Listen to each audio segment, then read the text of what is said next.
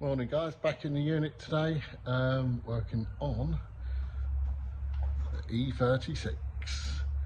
So today I've got to do wheel bearing, rear discs, what else have we bought? Oh, new rear brake shields, and a wheel bearing. So yeah, let's get on with it and I'll show you what we need and what tools we need.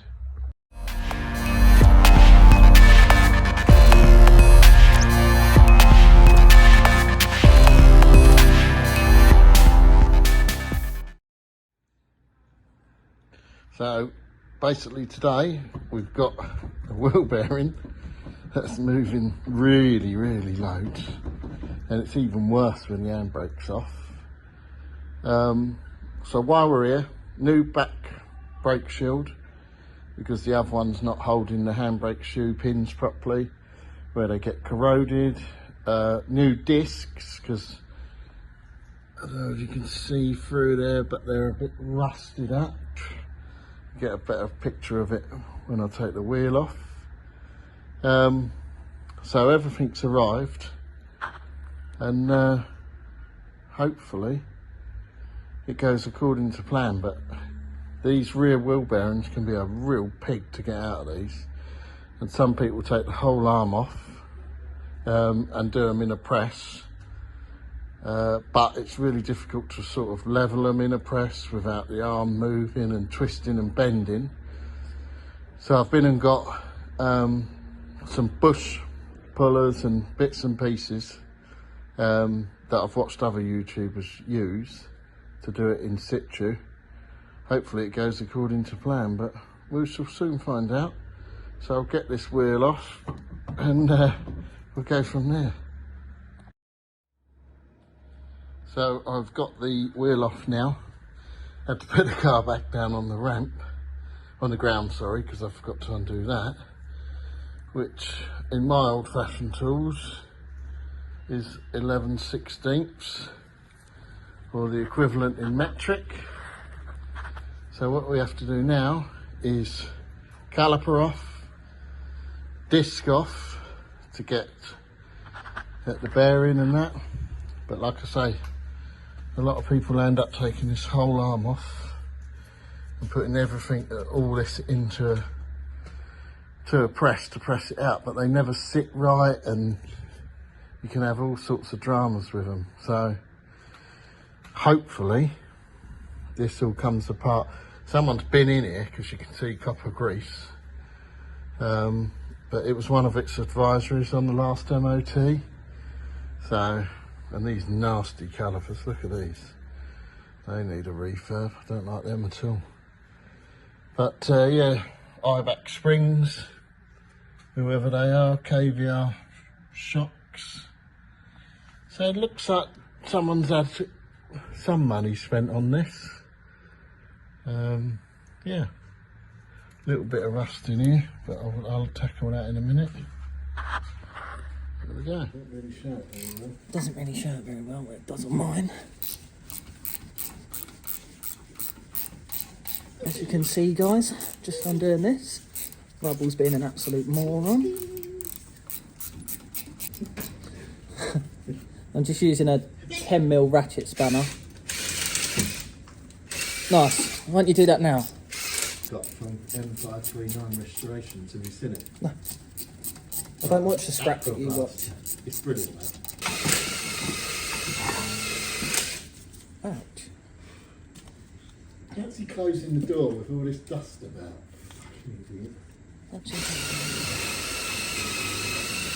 Right, these two here are 15s.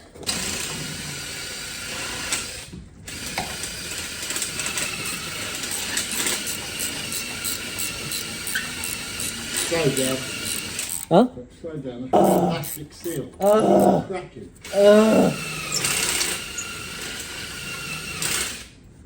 Think for once. You could bring it. No worries. Can I pull that or not?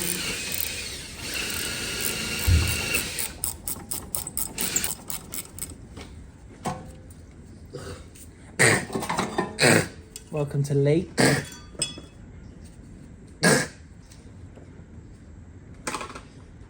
Right, so that's that off. I'm just going to move you around to the front.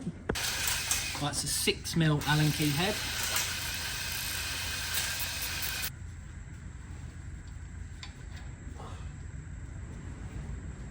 Nice, so that's out.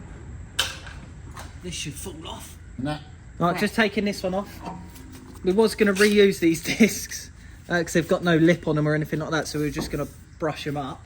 But on the other side, which I'm just going to bring to your attention now, we found out that this, which is the driver's side, has cracked. You can actually see, if I can get it, you can see daylight through it. And basically what's happened is, I shall let my beloved colleague explain this one. Hello? Here he is. Yeah, so when because that wheel bearing had gone that side, and the wheel's constantly doing that under braking. Now hold it.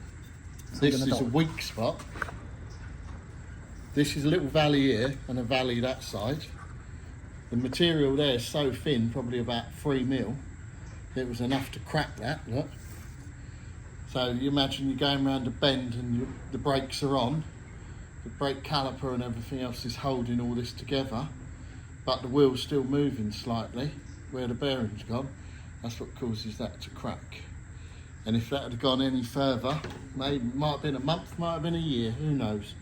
But the caliper and the brakes would have locked that part of the on, and the hub, the middle of the hub would have carried on spinning.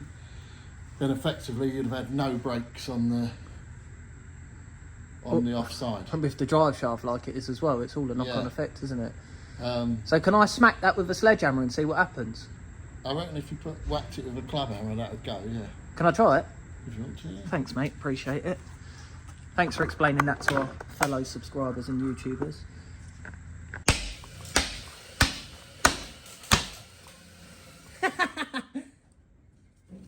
Look at that. Let me just... And just to show you, it's not a case of, oh, I'm smacking it for the...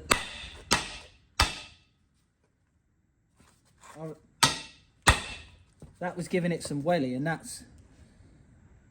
it's not actually changed at all. There's no cracks developed or anything, so that one was seriously weakened.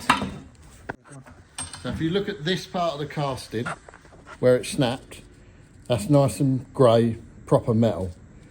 And then as the further you go around, you'll see all this rust until it gets to the casting where it wasn't cracked again. Now the problem you would have had here, especially in the UK, is you take your car out for a drive in the winter months, you get home, you park it up, all the water would have sat in this channel, and in the winter, at night, that would freeze, and ice would expand that enough to that could have literally just gone at any time. So the only material holding this disc together was 6 inches there and 2.25 inch there. So 2/3 of this disc was cracked and rusted that you couldn't even see. And as, like I say, now that Cabe's broke it in half, the actual material holding this part to the hub is actually only 3mm thick. So any water what got in that froze overnight, bang, dangerous. Try and buy quality discs, guys, which is what we've done for the replacements. There's, especially a rear wheel drive car, not a bit of fun when it goes wrong. Right guys, you can just about see now, let's zoom you back out, what I've had to do. I've had to make up these studs, wind in that big heavy nut at the back to sit over the locking plate bolts. So you can see that one there. I managed to find a bit of solid metal behind there. We're changing the back plate anyway. So this is what I've had to make up. Looks like that. You'll see the bearing starting to pop now. Can you see it? What a pig. And I don't think that bearing's that old, so I don't know what's happened here. Maybe the hub's worn out, but you can see it a bit better there now. That's all the bearings starting to give. ridiculous because I've got proper bearing puller, this one there, but where this hub is so big, this is what the wheel sits on, it won't quite go in that aperture, and the wheel bolts weren't long enough by say 5 or 10 mil. So if you've got one of these style hub pullers, you want to buy yourself some longer threaded nuts. I have got them at my other garage, but it's make do here at the moment. So it's working, bit Heath Robinson, but it is working. So yeah, hopefully it will let go and we can get on with it. But yeah, like I say, with this proper one, they all the wheel bolts go in the individual thing, then that screws in there and pushes against the actual axle drive there to pull everything off. I've even got the single use one, but again, putting it on there, the wheel bolts weren't long enough. And then I tried a 3-core puller, and that would have been fine, as you've seen previously, but they are chamfered there, so it doesn't work. So I'm going to give this a little bit more and then show you when it's popped off. So that's the bearing out, leaving what's left of the race on, and these work to treat these little spacers. That's the bearing. However, I've just spotted some bad luck. So to get the tool in, this drive shaft's got to come out completely, which I knew. But I reckon the reason this job wasn't done is because, come up to this drive shaft, look, we've got one bolt that's snapped, one that's hanging out, look.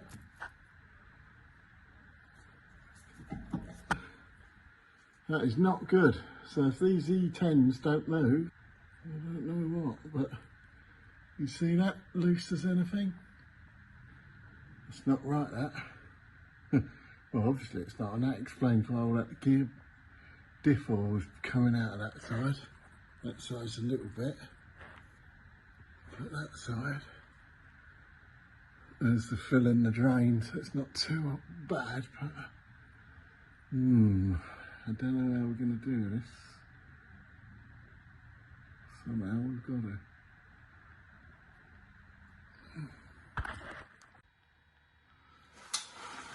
Right, guys, if you come into difficulty doing a job like this and you snap one of these E-bolts and these retainers, don't just leave it for the next person to come along. That's dangerous, that is. If that came out of the diff, you could seriously hurt yourself. So, and that's not somebody, they've not just come out or whatever, that's been snapped. So don't just leave it like that, because in the end you give yourself a bigger problem. So yeah, so now I'm going to have to try and wind this broken stud out by hand. Luckily there's some movement on it, probably all that oil coming out of it, but not good. So I shall wind that out, get this drive shaft out, and then hopefully they're okay. So what I've got to do now, guys, is lower this on. I've got all the drive shaft bolts out. I've undone the anti-roll bar, both sides. But this is a struggle to come down here, so I think I'm going to have to lower this, take this bolt out of this arm first. I might even do it from that end actually, because that's not concentric. But if you do, well no, I will have to, because I'm still not going to get that out. So I've marked up the bolt, I don't know if you can see that, because that's all part of the tracking and the camber. So you want this bolt to go exactly where it was if it was running, just tracking right. So I've gone right the way around it. Hopefully when I undo it, it should stay in the right place. I'm even more tempted to undo this top one. See whether this can come that way. But yeah, I might do that actually. Trial and error this, I think. But let's get it off, because without the drive shaft out, I can't pull this bearing out. Right guys, there's the drive shaft out. Not going to say it was easy, because it weren't. I was trying to get it past this little cup here, which sits in that flange. So I had to separate this lower arm, like I said, and took the shock off. This caliper is hooked up the other way. You can see the markings on here now, where I put the markings in for the camber adjustment. So now it's going to be a case of, can I pull the rest of that bearing out from the back there. First of all, the circlip at the front's got to come out. You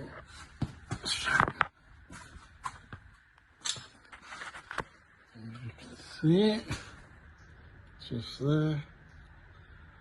So pull that circlip out, then hopefully push this bearing out. Hopefully, anyway. So guys, you need half a dozen pair of hands for this. But it's a 32mm socket what goes onto this. Then we've got the correct cup what sits in this collector or cup. This is a hat, I suppose. And then on the back, I've got a ratchet in the tight position. And then so realistically, now, if I come down on this with all of my 20 stone, the first one I did, you heard that lovely crack, the big boing. Yeah, and then literally you just wind it back. Sorry, I'm trying to hold the camera and do everything here. But I could use an impact gun, but I don't want to on these tools because you can ruin them. So let's see what happens to this. If it comes out nicely. It's starting to get really easy now. Mind your body work. Suddenly that let go then. So you'll be the witnesses. Sorry the camera's a bit jiggly, but I'm fat and overweight. And this is like going to the gym for me, which I've been a member of for 42 months and never even been in there. So that's a waste of money. So let's spin that off. I saw a YouTube guy use one of these for a similar thing. If I find out what it was, I'll put his link in the description because really helpful. And that's basically it, look. There's the bearing. Is it out or did it want a bit lax out? Look. So the other side, that's what's left in it. And then the other half, like I say, is on the hub. So let's pull that back through. It was whatever size plate that is. When I get it back to the, sorry about this. So that was the one in the kit. And I'll link the description of where I bought it from on eBay. The link or whatever you call it. But look, that came out like butter. So I sprayed it right up with WD. So the first mistake I made was trying to use one of these plates, which was the same size as the bearing. And I thought, hang on a minute, I'm not getting anywhere here. Well, of course, it's got a look on it, hasn't it? Bloody idiot. So, there we are anyway. That's it done. I'm hoping the new one goes in just as easy, but I'm going to get a bit of emery cloth, clean that out. Make sure this is lovely and flat, because you'd have a nightmare if that goes in slightly wonky.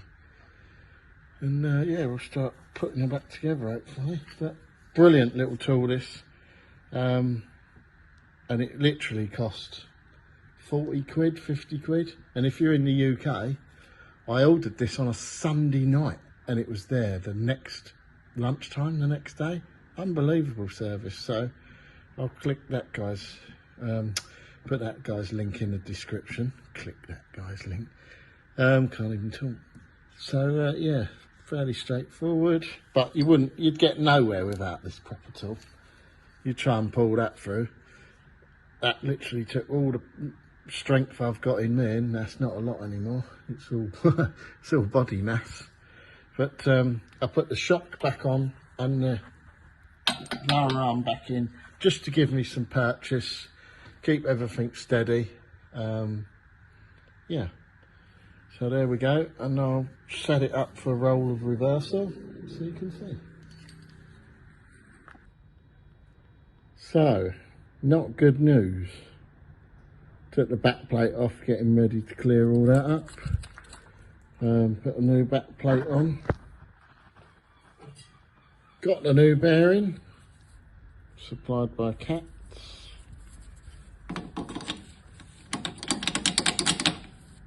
It's about 2mm too short. And not only that, the hub hole, what that presses into, is too small. So, a bit infuriating because it's Saturday night. I'm not going to get one now till Monday, if they can get it for Monday.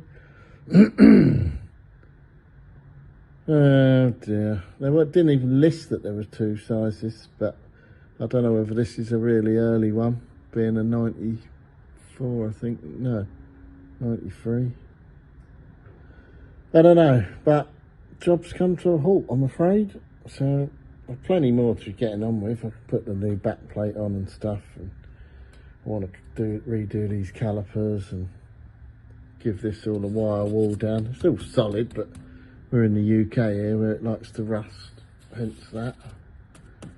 I think this bit's had a repair, and this wasn't done very well, to be honest, but the rest of the car's solid. All the whole lot's rock solid under there. So usual brake bits for these cars, but again, that's copper, so that's not original. So they've been done. They like to rot out. They look alright this side. So I'm just going to do a bit of titivating, as they call it. Give it a bit of a clean up. That's all I can do until get a new bearing. So if you're going to do this job thinking it's a weekend job, I'll do it ready for the get back to work Monday.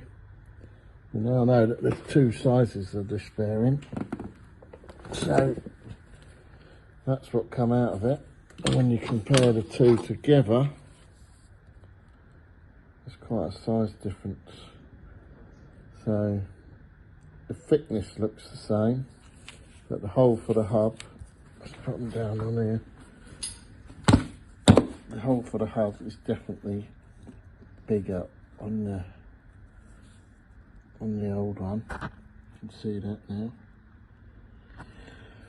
So yeah, not good really. And I don't, this actual bearing here didn't even look that old to me, but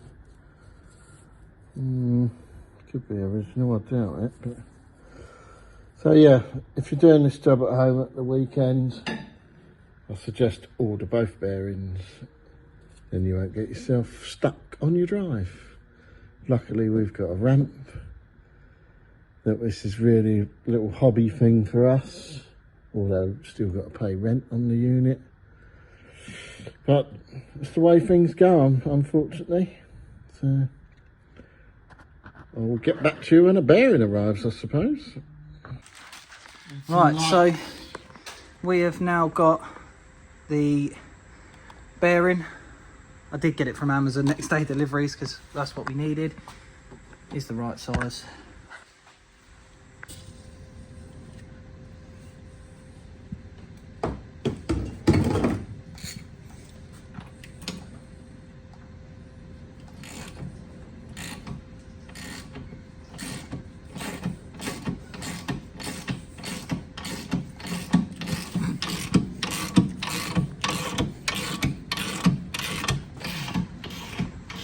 I'll have muscles on my muscles.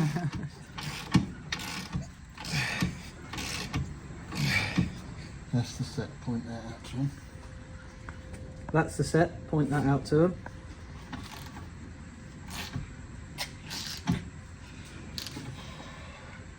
You can put it on the bar. Right, as you can see, we just squibbed a little bit of WD-40 around her, and she's actually going in smooth like pudding. But as reversal, you'd never do it without this tool, because that needs to follow that right in. Right, so with the bearing pressed in, there's a little recess here which your circlip goes in, which Lee's just I showed it when I took it out. offering it up. So, do you reckon we've got to push that in a bit more? No.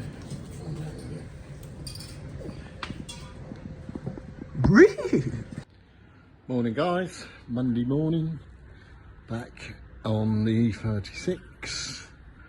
Got the bearing in, pressed the hub in. What stupid schoolboy rookie mistake did I make? Because I was tired and in a rush. Forgot to put the back plate on. So I had to cut about 35° off of those to get it in, which is how they put new ones on anyway without removing the bearing, but it's just stupid. Tired and in a rush doesn't work. So now I have to look at that and know that I'm an idiot and mucked up. So if it was either that or pull this back out, and I didn't want to risk ruining a new bearing. So hey ho, there's a lesson for me. So today I've got to build all this back up, put all these anti-roll bars back in, put drive shaft bolts in properly, and then shoes and everything back on so it matches that side.